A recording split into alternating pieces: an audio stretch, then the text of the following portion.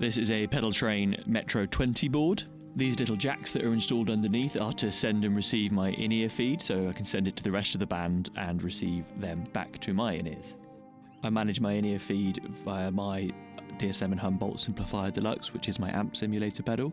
The aux in on there doesn't go to the main outputs, so only the headphone output, so I don't send my in-ear mix to the front of house, only my own in-ears.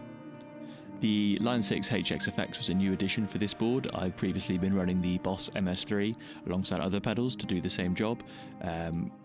For flying and more touring, I decided a smaller board would be better, so this was brought in to replace the MS3, the Timeline, the Ventris, and my Quince Octave pedal by T-Rex. I tried a couple of layouts on this board trying to incorporate this fuzz pedal and a couple of other smaller pedals, but there wasn't quite enough room on that bottom left, and mainly for cables, so I decided to just stick the Earthquaker hoof on there because it's a really gnarly fuzz, and that is my main distorted tone coming from the DS7 Humboldt Simplifier in combination with the hoof.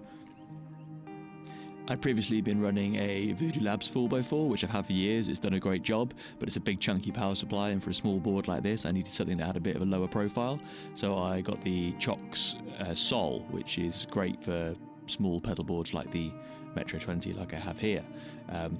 I had to take apart the old pedal board, which had considerably more cables on it, as you can see here, and then I'm harvesting those cables for the new pedal board. To wire it all up, it was a much cleaner job than the old one, which is a bit more manageable if things go wrong in a live situation. I'd say the biggest challenge with wiring up this board was the stacked jacks on the HXFX, as they've got outputs above each other, so if you're trying to get all your cables to go down towards the same place, they sort of stick out left and right and can kind of get in the way of the other jacks. It was all fine in the end, it's not as spacious as you might want it to be, but it does work, so I'm happy with how it's turned out. So far I've been really impressed by the quality of the reverbs and delays in the HXFX, especially considering I'm coming from Strymon and Source Audio, which are considered to be some of the best ones out there.